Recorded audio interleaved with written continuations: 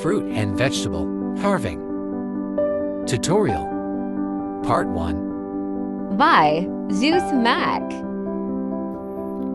Hello po, good day. Si Zeus Mac po to. Ito po, nandito po tayo dito sa aking working place. Mag-uukit tayo ngayon. Pakikita ko sa aking video na i-upload kung paano po gagawin yung pinakita ko. Step by step. Tapos, this weekend, on the spot ko na pwede akong mag-akit ng mga viewers. Ito po yung materials ko. Yan. Tignan po natin yung mga materials. Yan po ang aking kalabasa. Gagawin natin dalawa yan. Ang isa ay para sa ngayon. Then yung isa sa live ko na gagamitin kalahati. Bali dalawa ang gagawin natin. Yan yung mga gulay, no? Meron tayong labanos, meron tayong siu o parang tinatawag na, kumbaga ang siu ay isang repolyo, no? Repolyong matigas. Pwede yung gamitin ng tinatawag na singkamas. Tapos meron tayong zucchini o tinatawag na parang patola. Pwedeng patola yan, carrots. Meron tayo sa Pilipinas yan, meron din tayo dito. We have all these materials in the Philippines. So, umpisahan po na natin. Just stay tuned. Yan po, sinegregate ko muna. Ito, tinabi ko muna yung iba. Yung labanos, tinanggal ko muna. Tapos ito po, pwede rin palang pipino, no? Sinegregate ko muna, umpisahan natin sa ating carrots, no? Dalawang klaseng bulaklak yung makikita nyo, kaya dalawang klaseng bulaklak na carrots ang pagkikita ko. Just stay tuned. Pagsisikapan ko talaga na mabilis ang pagkukit. Yan, babalatan muna natin. Siyempre, kailangan may peeler kayo. May peeler naman dyan. Marami. So, ito yung bulaklak na alam ko napakadaling gawin kahit sa inyo, sa inyong bahay, sa kusina. Magagawa nyo to. Pwedeng i-decorate nyo sa inyong mga pagkain. Kayong bahala kung saan nyo gusto, no? Marami tayong ituturo hanggang nandito ako. Kung gusto nyo, yan. Pag nabalat na natin yan, just a reminder, kailangan nyo ng tubig. Doon nyo ibababad yung inyong na ukit. Like me, I have prepared a pail. Malaking balde. Yan, o. Hindi naman siya kalakihan. Kaya lang, yan. Yan ko lahat sila ibababad, no? Kikita nyo dyan yung mga flowers, pati yung bird. Remind you, dapat SOP, Standard Operational Procedure, malinis. Yan. Hygiene and sanitation. Kasi kitchen yun eh. Kinakain yun eh. Yung inukit natin, kakainin, pwedeng kainin. Then I have this special carving tools, just like a peeler, no? Pag gusto nyong umorder, sasabihin ko kung saan kayo makaka-order yan. Lalagyan natin muna ng design ng ating carrots. Tignan nyo ihagurin natin ganyan. May may reason.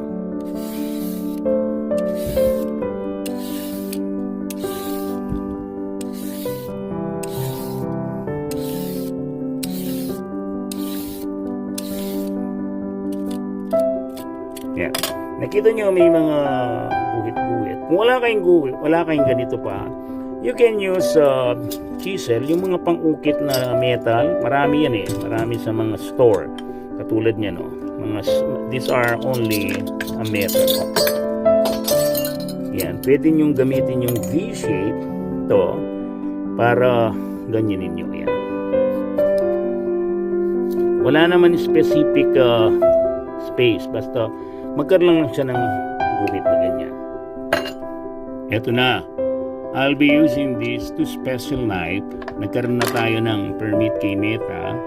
Pwede natin gamitin. Hiwain nyo. Ngayon, gagawa tayong bulaklak like kalatuchi flower na napakabilis. Yan. I-close up natin para sa inyong komportabling view. No? Ganito yung paggawa ko. Tahimik lang ako, no? Yan. Kailangan ng shape niya is just like a bell, no? Pag ganon, pag ganon. Yan.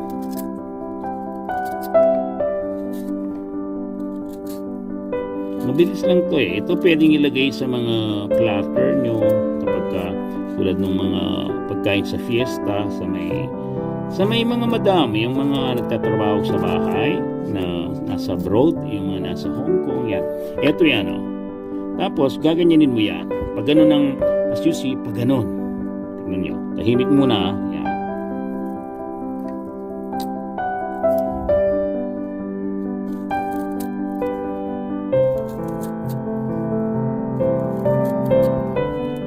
Yan, gagawa kang 5 petals as normally 5 yung petals ng ano. Yan siya. Yan, unang gawa natin na putol, no? So, be careful to that. So, gagawa tayo ulit. Yan. Kailangan lakihan natin. Yan. Actually, konti lang naman ang kailangan natin ng flowers na to eh. Brittle kasi yung ano eh. The carrots is very brittle. Yan, malutong, lalo na press. So, you have to be careful. Nakalimutan ko nga na ano to, press to. Yun, ano, yung sound, di ba? Yan.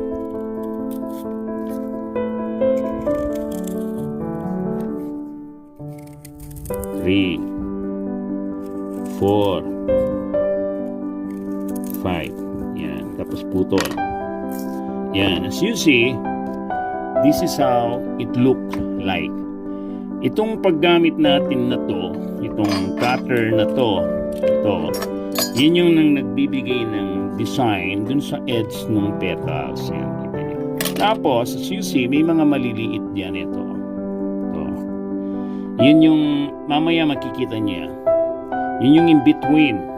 Tapos, kinat ko. Then, isisip yung konti, hawakan nyo dito, hindi na brittle, hindi na puputol. Tapos, pag gusto nyo itusok yan, gagamit kayo ng toothpick. No? Toothpick nyo para sa ganon eh. Yan. Pero ibabad muna natin sa tubig. So, ito yung naputol. Yan, wala na. So, ito yung product. Ito yung nakikita nyo dun sa kalapati na nakaikot. So, now, marunong na kayong gumawa ng kalachuchi, na ibang klaseng kalachuchi dahil mayroong edge siyang ganyan. Tapos tignan niyo yung shape niya. Naka-oblique yung petals. Dapat pag-ukit niyo ganyan. Ito pa, gagawa pa tayo ng pangalawa. Pero the rest, kailangan ko ng siguro mga 10 pieces. Hindi na natin i-video. Para malaman niyo lang yun, kung paano yung the way na gagawin sila. Pwede ang ano dito, pwede ang kamote, basta matitigas na gulay na medyo elongated, pwede. Para sa ganoon ay maganda ng tignan, dito pa lang ayusin nyo na siya. Yan o.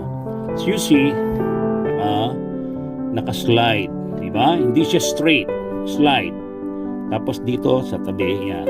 1, 2, nakikita nyo yung nakukuha yun ito.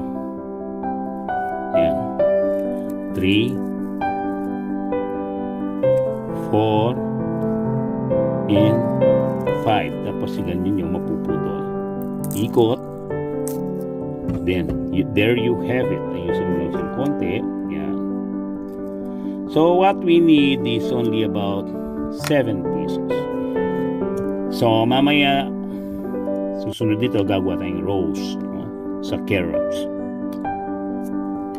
So, ang gagawin ko muna, itong shoe, o tinatawag na parang ano to eh, parang asin talagang tawag dito, shoe ay repolyo, nab, o nabe, no?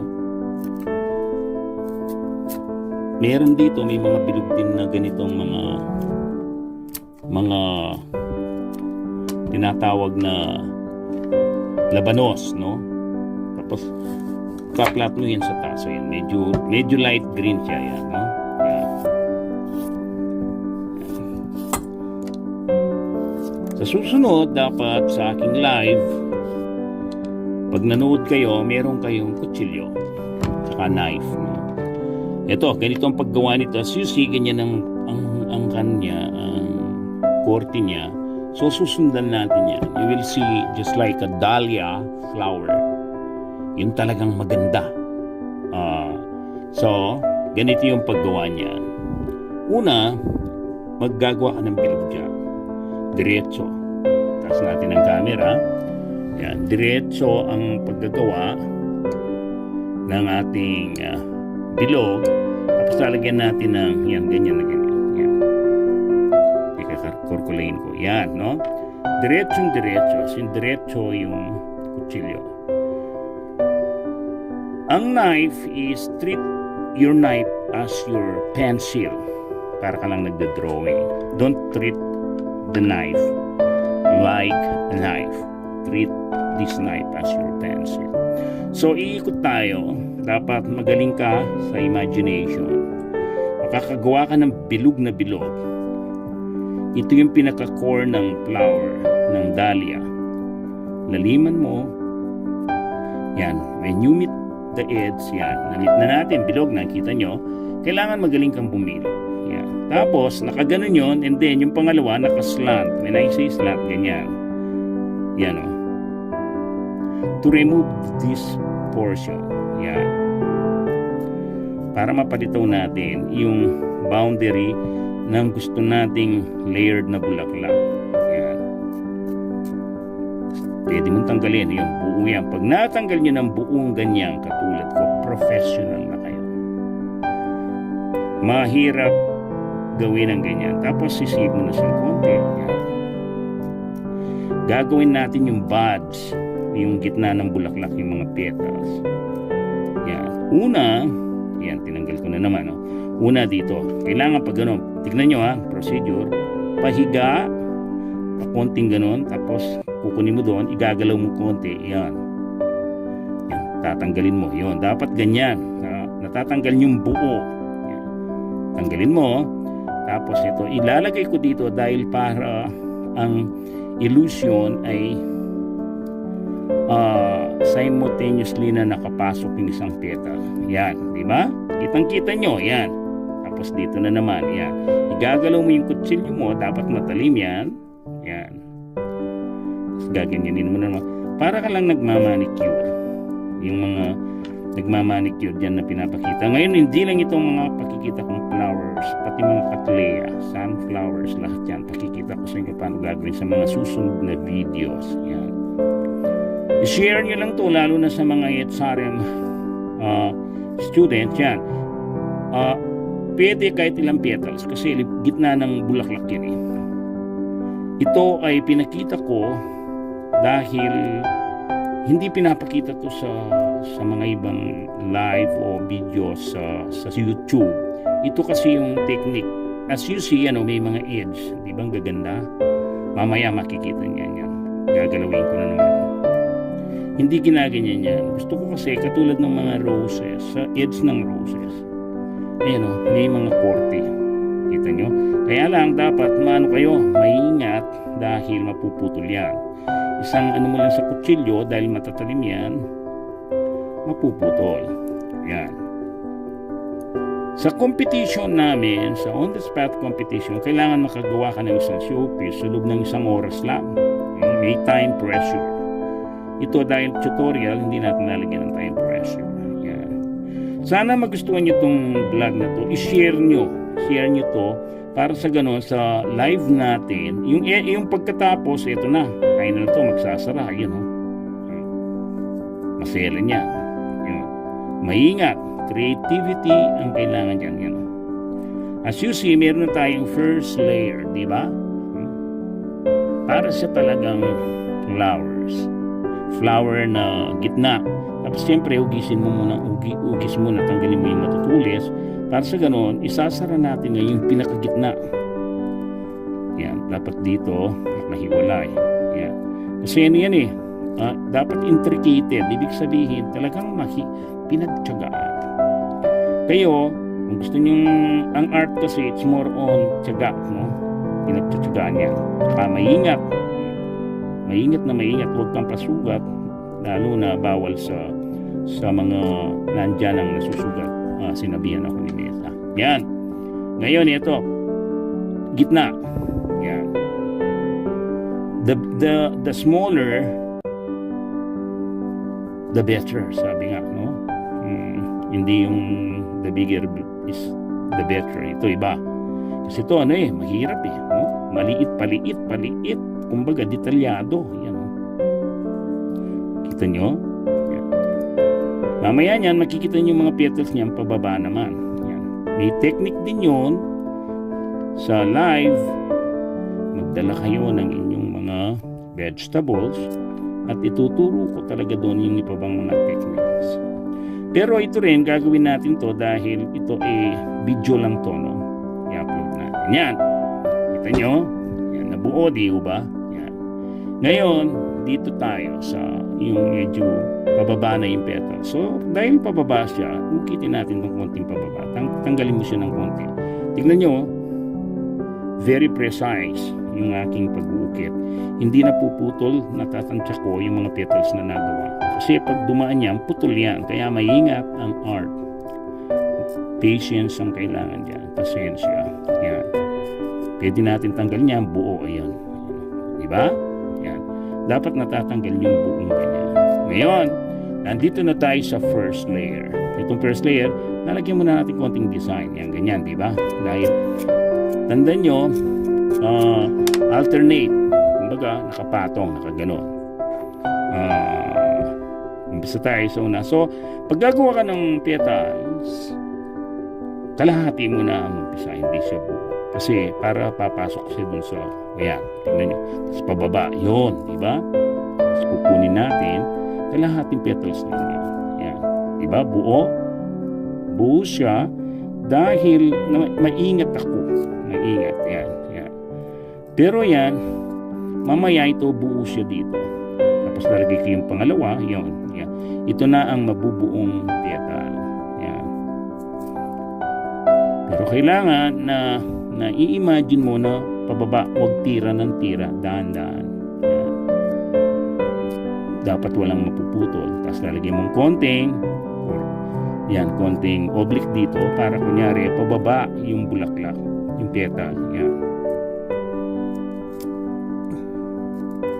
Ito yung magagandang live na educational sa mga kumukuha ng HRM, sa mga mothers na mahihilig sa mga art na nakakatanggal ng stress. Ito challenging, biro mo kulay, pakikita natin bilog. Pakikita natin yung difference pag natapos ito. Yan. Diba? Ito hindi ko ikakat para makita nyo. Yan. Para makita nyo kung paano ginawa. No? This is the reason why I won a lot of international award. I joined worldwide, iba-ibang mga countries, no? Pero mabilis para parang yung mga pino-forward sa camera. So, yan, nabubuo na natin. Tinatansya ko na dahil magko-close. Dapat magaling kayo dyan. Yan, tinatansya nyo rin. Yan, yan. Diba? Dapat even ang tawag. Yan. Yan, bubuo na tayo ng isa ito. Ito. So, close na natin. Dadagdagan natin ng medyo sharp. Yan. Yan. As you see, nandito yon. Tanggalin natin yan. Diba? Close natin ngayon. Yan. Di ba kalahati yung petal yung inumpisahan natin? Ibubuo natin ngayon. Yan. Mula dito, yan. Dito siya. Yun. Yan. Ang naging result niya, maliit. Okay lang yon. Ngayon, puputulin mo na dito ito. Medyo mas pa ganun na, pababa. Yan. Pero bago mo putulin ganyan, para yung layer, parang just addanan, putulin mo to. Yan. Para bababa yung petals. Maingat ka, baka maputol mo yung mga inukit mo, sayang naman. Yan. Yan o. Yan yung resulta. Dapat palagi nagputol kayo, hindi dire-diretso. Practice it. Sa matagal na panahon sigurado, matututunan nyo rin. Kasi para makita nila na talagang sa labanan kasi tinitignan din yan yung mga dumi yung kalat mong yan, yung mga pinaghiwahan, kung ito ay consistent ka dun sa ginagawa mo. Yan na siya, oh. Meron na tayong 3 layer. Yung gitnang-gitna, pangalawa. Ito na ngayon. So, bubuka ka dito. Ayan. Katulad din, yan, itong aksidente na to, merong remedy dyan. Kasi nga yung closure kanina, ganitong gagawin natin. Yan, no? Nakikita nyo, natanggal yon, ganitong gagawin natin. Dahil hindi ako nakapokus, dapat tahimik. Yan. Yan. Kita nyo na yung papasok ko. Yan. Yan, no? Dapat yan perfection. Yan. Kita nyo gumagalaw yung yung kutsilyo. Lalo na yung pagtanggal, hindi. Dapat maingat. Kasi baka maputol. Katulad noon, sumobra yung tusok ng petal, kaya nagkaganon siya. Yan dapat ganun kalalim. Yun. Lalaliman natin para sa ganun, very intricated ang gagawin natin. Komplikadong maganda. Yan, no? Lalim, di ba? Uukitin natin hanggang sa loob yun, no?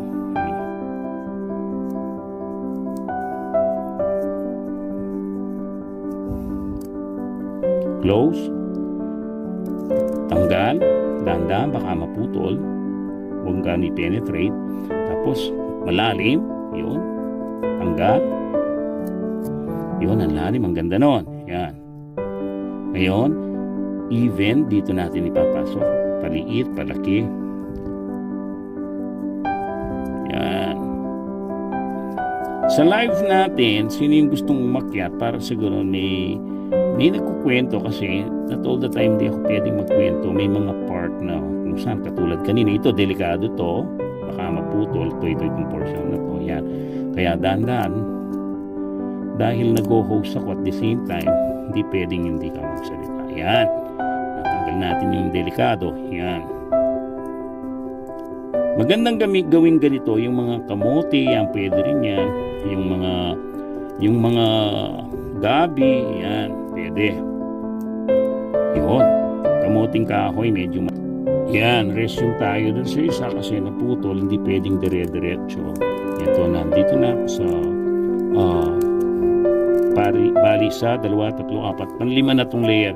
Same procedure, tanggalin nyo yun. Yan. Ito ngayon, iba naman ang effect niya. Talagang nakayuko na yung petals. Yung mga lalabas na petals na yan. Yan, no? Yan, tanggalin nyo yun, yan na siya. Ngayon, ang gagawin nyo ito. Yan, payuko na siya diyan. Payuko na. Payuko. Yan.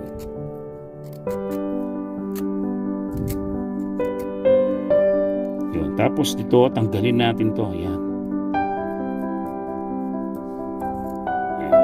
Maselan yan. Kailangan maingat kasi baka maputol. Yan. Kamukha rin ng procedure kaso yung dapat walang imulmol. Yan, di ba? Ganon din yan. Dapat ang kunin mo ito. Pinin mo sa konti para yumuyuko yung petals. So, dito ka nakukuha ngayon. Yan. Kikita ko lang. Tapos ikakat natin konti para hindi tayo mapuno. Yan. Yan. Tapos payuko naman. Payuko na naman ulit. Yan. Yan. Kuha ka dun sa gitna. Payuyukuhin mo yan. Yan. Para bumubuka ang effect ng bulaklak. Yan. Yan. Diba? Pababa. Yan, dahil kinakat natin siya para hindi mapuno. Kaya gusto ko sa live, wala tayong time pressure sa oras. Dito sa taping, napuputol yan. Tapos, puputol na naman tayo. Last na to. O pwede rin second to the last. Yan. Pag ganun na ang putol, di na katulad yung mga dati. Yun ang effect niya, ganyan. Yan. Diba? Maingat lang kayo dahil matatalim ang mga kutsilyo. Kasi control dito sa 3 finger na yan. Tsaka ito yan. Ito. Umuhukay ako ng malalim dahil payuko na yung petals na gagawin natin. Yung mga petals dyan. Kaya dapat parang yung ngip. Kasi patapos na no? Last layer na to, tapos dito ka kukuha. Yan.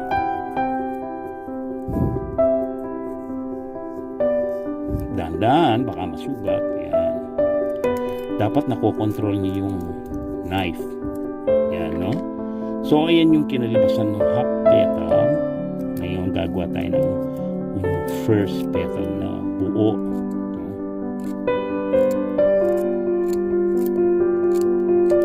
Yan. We, the professional, can already control our knife. No? Kayo, hindi pa gano. So, maingat kayo dapat. Yan, ako, kontrolado ko yan. No? Never pa yata akong nasugatan. So, eto na siya. Ngayon, third layer. Okay na naman tayo ng malalim hanggang dun sa dulo. Dahan-dahan. You know. Yun, hindi tumatama sa daliri ko. Ganun kalalim. Tapos, dito natin iumpisahan dito. Yung edge ng petal. Ayan. Pagka natutukay nito, nobody can steal it, di ba? Nobody. At least magaling na kayo. Ayan, ang ganda ng layer, no? Tapos ito na naman, lalagyan natin dito na medyo malalim para mag-separate yung dimension na tinatawag. Para maging 3-dimensional. Pero sinong mag-aakalang pag natapos to, isa pala siya kaninang bilog. Makikita natin yung difference mamaya. Kontrolado ko. Diba? Itong hue na to sa mga, halimbawa sa Hong Kong marami to. Sa mga malalamig na country. Sa Amerika marami to. Nave kung tawagin o nav, no? Yan. Tapos, dito natin gagawin. Tignan niyo siya. Magaling nga ngayon dahil nagawa ko tong camera kasi required to kay Meta, dapat maganda yung camera. Katulad ng mga nagmamanicure, dapat kitang-kita yung mga singit-singit na tinatanggal. Yan. Yan ang bili niya sa akin. Yan na, di ba? Medyo malayo pa tayo. Ito na yung sasara na natin. Itong last layer natin. Yan. No?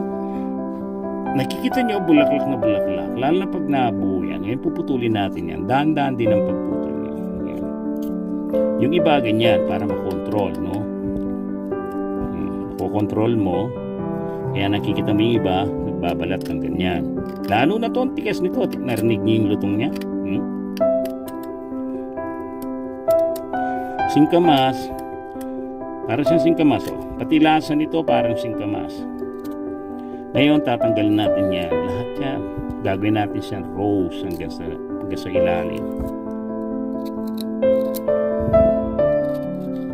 At least, pag nag-live tayo, pwede rin kayong umakyat, promote nyo yung mga, yung mga products nyo.